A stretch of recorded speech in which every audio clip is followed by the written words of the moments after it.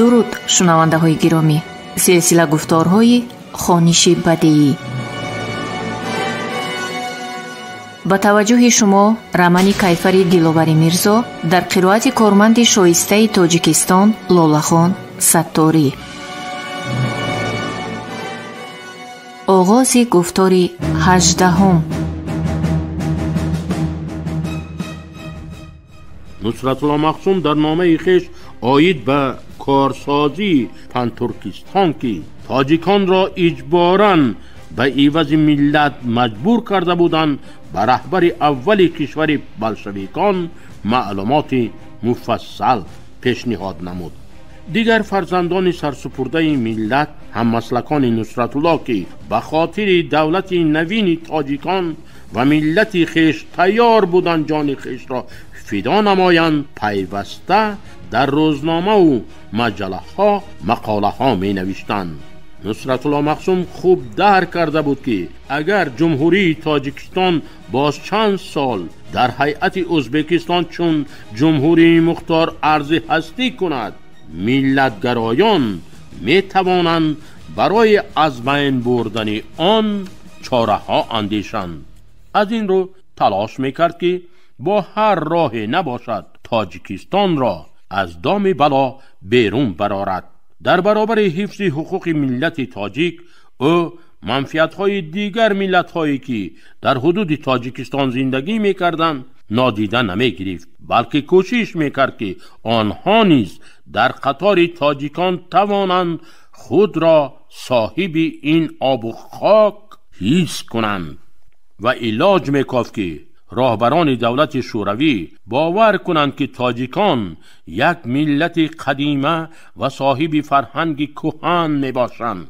برای مشورت عالمان و شاعران و نویسندگان بزرگ را دعوت نمود. ما تنها به واسطه دلایل بسان معتمد می توانیم مسکو را باور کنانیم که تاجیکان برای تأسیس دولت مستقل در هیئت جماهیر شوروی حقوق دارند. مقصدش را جمع‌بست کرده گفت در واقعی نصرت الله مقسوم. عالمان و ادیبان هر کدام اطراف این مسئله اندیشه‌رانی کردند. من اطمینان کامل دارم که اگر داملا عینی همراه شاگردانشان سر این مسئله کار کنند ما به مقصدمان میرسیم. از نو رشته سخن را به دست گرفت نصرت الله مقسوم. برای ملت تاجیک با تمامی هستی تیار هستم که خدمت کنم. از جا برخاسته گفت استاد عینی، لیکن میخواهم حکومت تاجیکستان در مسئله نشر نوشته هایم بیعت کند. اگر شما استاد برای منفعت کار اثری ارزنده نویسید، حکومت تیار است آن را با مبلغ خودش در مدت کوتاه به تب رساند. از گفته های من نرنجید رفیق مقسوم. با آرامی گفت عینی، تقدیر چند اثر سال آخر نوشتم مرا هشدار می دهد که از این به بعد سر این مسئله ها جدی اندیشه کنم. این اثرها یا از نشریه ها گم می شوند و یا با سبب های نامعلوم روی چاپ را نمی بینند. پس معلوم می شود امروز هم بدبینان عینی را در این کشور پیدا کردن ممکن است. به همین خاطر می خواهم بین مؤلفی اثر و حکومت تاجیکستان شرطنامه‌ای باشد. این دفعه من به واسطه مسئله را تحت نظارت خودم قرار می دهم. داملا عینی. بعد شنیدن گله عینی گفت نصرت الله مقسوم، این طور باشد فقیر برای اثبات فکر نمونه ادبیات تاجیک را تیار می کنم. ملتی که در چندین قرن فرزندانش در غنی گرداندن ادبیات بشری خدمت کردند، به فکر ما دیگر ضرورت به معرفی کردن ندارد. ملتی که عالمان نامدار و بزرگش طول سالیان دراز برای شهرت و شان دولت مردان بیگانه تبار رنج بردند، مگر در چنین شرایط نمی توانند صاحب دولت و مختار باشند؟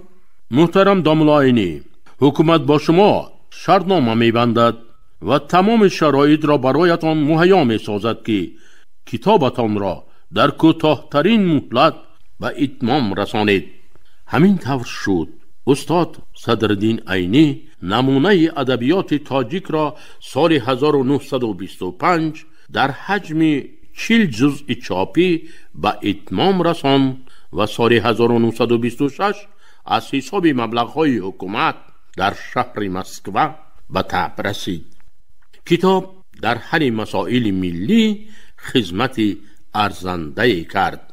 مقاله عبدالقادر محی‌الدینوف مردم شهر و اطراف بخارا تاجیکانان یا ازبک که سال 1928 در 2 شماره مجله رهبری دانش به طبع رسید، بین زیایان تاجیک هم‌آوازی گرم یافت. مؤلف که یکی از سرسپردگان ملت خویش بود، در موضوع ملی ناترسانه ابراز نظر کرد. از جمله در مقاله خویش نوشته بود: بعد از به وجود آمدن تقسیمات جمهوریت‌های آسیای میانه، مسئله مردم شهر و اطراف بخارا تاجیکانان یا ازبک بسیار اهمیت کسب کرد و با تدریج پر اهمیت تر می شود. بیشک و شبهه می توان گفت که در آینده فرقه پارتی کمونیستی و حکومت شورایی حل این مسئله را یک جزئی مهمی حل کردن مسئله ملی می شمارند و با جدیت در حل نمودن این مسئله کوشش می کنند، چون که وضعیتی که الحال در بخارا موجود است و حالتی که الحال این مسئله دارد غیر طبیعی است. ما می خواهیم که به واسطه این مقاله از چگونگی تاریخی و حالت حاضره این مسئله قدر اطلاع بدهیم و نظر دقت علاقمندان را در مذاکره و حل کردن این مسئله دعوت نماییم. از زمان استیلای عرب ها به بخارا قریب 13 عصر گذشته است.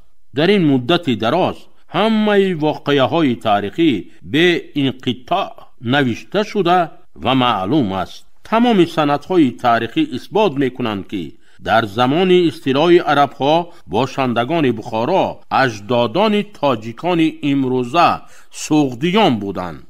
اولین و کهنه‌ترین سند تاریخی که واقعه استیلای عرب را ثبت نموده است و در دست ما موجود می باشد تاریخ بخارای نرشخی است. نرشخی می نویسد: قتیبه بن مسلم مسجد جامع بنا کرد اندر خیسار بخارا به سال 94 و آن موضع بتخانه بود. مر اهل بخارا را فرمود که هر آدینه در آنجا جمع شدند، چنان که هر آدینه منادی فرمودی: هر کی به بخارا به نماز آدینه حاضر شود 2 دیرم بدهم.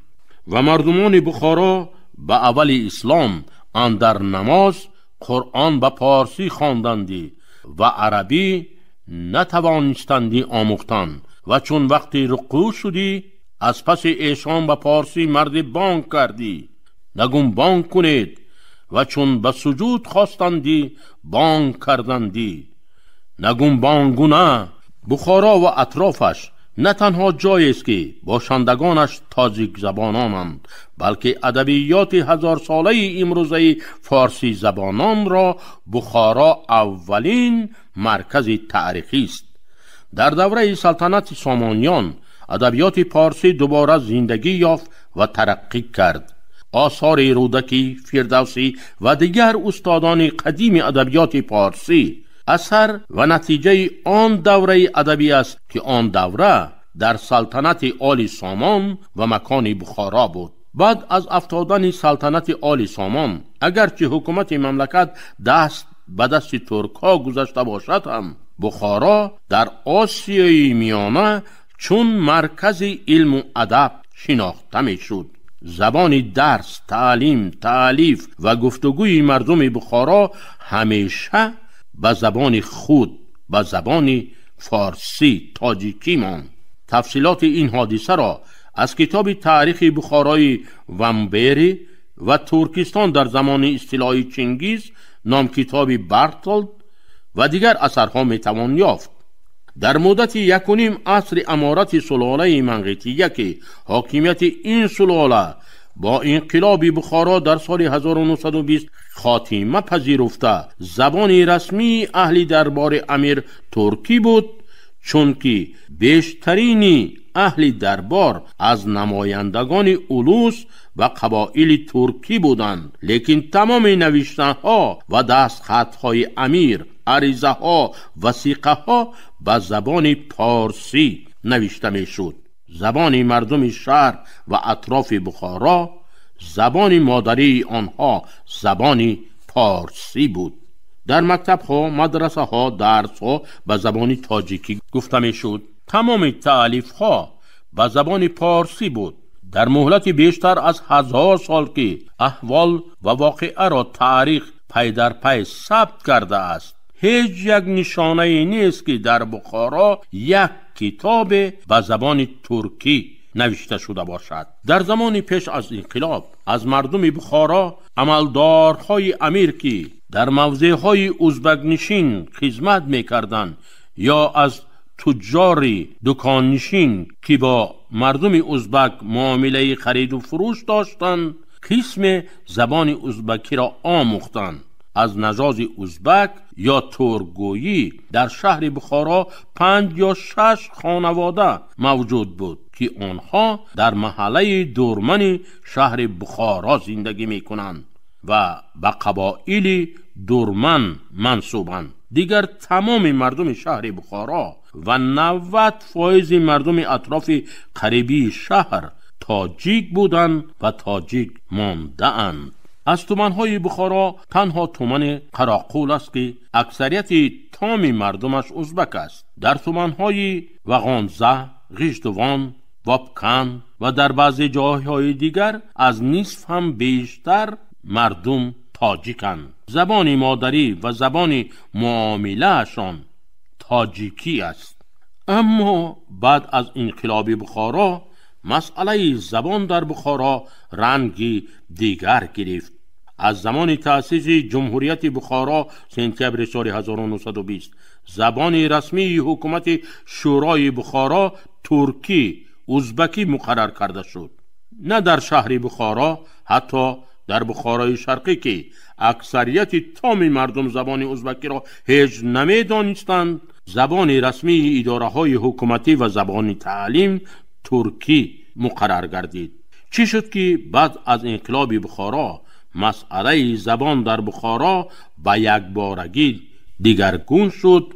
زبان ازبکی را حکومت زبان رسمی، زبان درس و تعلیم ازبک و تاجیک شناخت. سبب چیست که حکومت شورای بخارا با همه وسیله و راه‌ها کوشش نمود که زبان تاجیکی را از میان برد و زبان ترکی را زبان تمام مردم ازبک و غیر ازبک گرداند؟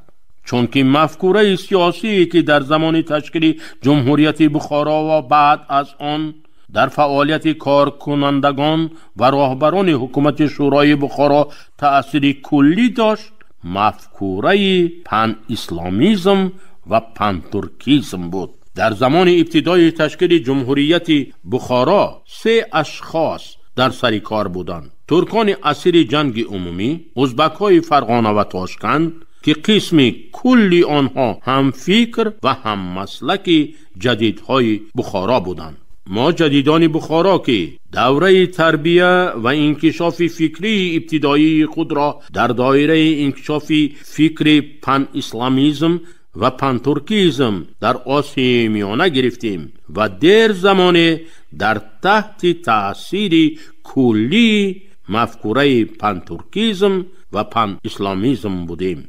پن ترکیست ها می گفتند که ازبک ها، قرغیز ها، قزاق ها، ترکمن و غیره ملت هایی که به ارق مغول تعلق دارند و هر یک تا امروز یک ملت مستقل جداگانه می شمارند، در حقیقت جزهای یک ملتند.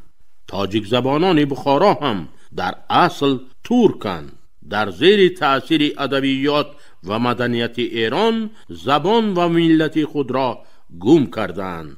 باید اینها را باز ترک کنیم و از تمام اینها یک ملت بزرگ ترک به وجود آوریم و یک دولت منظم ترک برپا سازیم.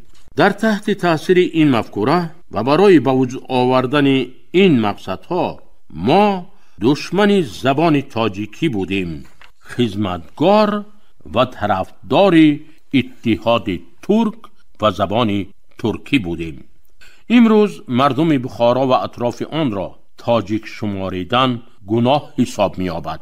در کتاب تحریر نفوس سال 1926 مردم بخارا و اطرافش را بغیر از جماعه اندک فارسا همه را ازبک شماریدند. تاجیک‌های بخارا در این کتاب‌ها ما ازبک گفته امضا کردند. عامه رنجبران تاجیک زبان شهر و اطراف بخارا هنوز به آن درجه صاحب فعالیت نشدند که در این بابت آواز خود را بلند کنند.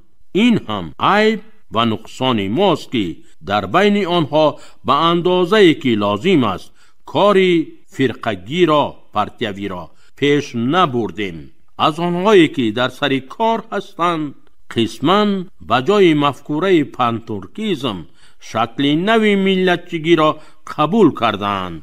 بنابراین سکوت میکنند و قسماً برداشتن این مسئله را برای منفعت شخصی خود مناسب و موافق نمیشمارند.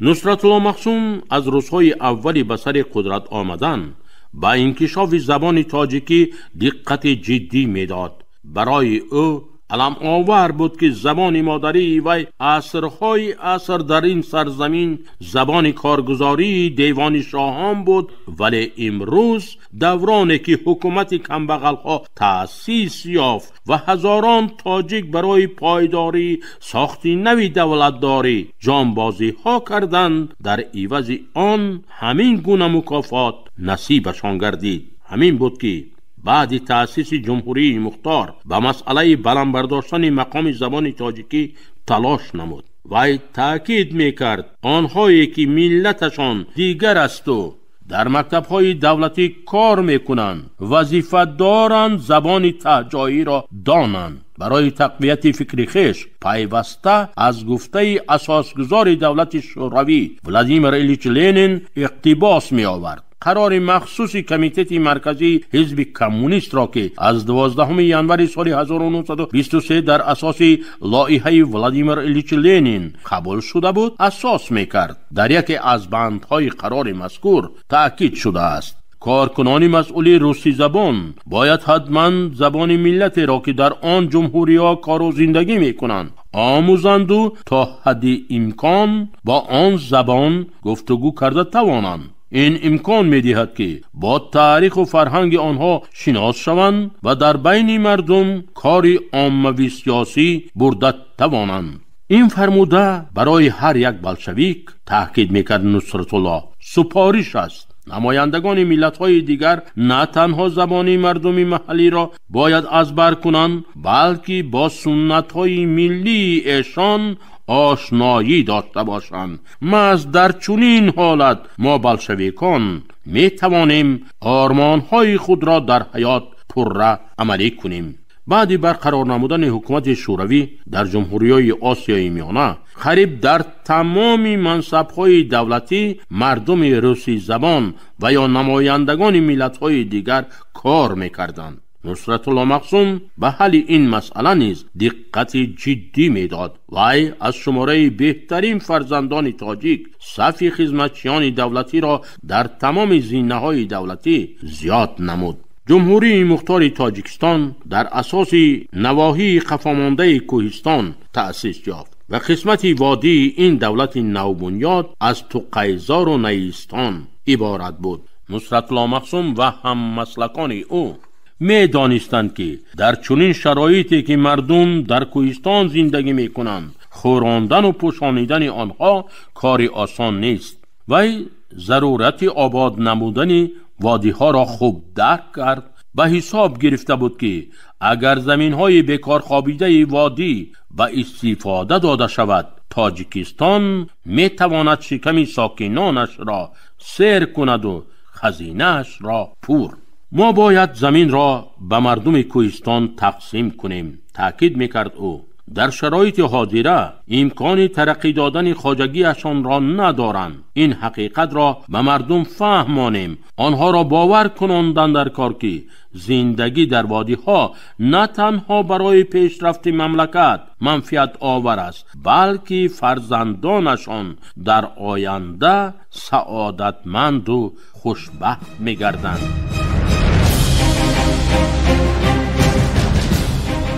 шунавандаҳои гиромӣ, шумо рамани кайфари диловари мирзоро дар қироати корманди шоистаи тоҷикистон лолахон сатторӣ шунидед.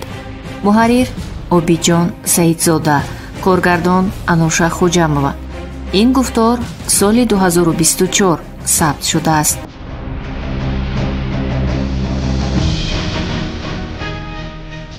анҷоми гуфтори 18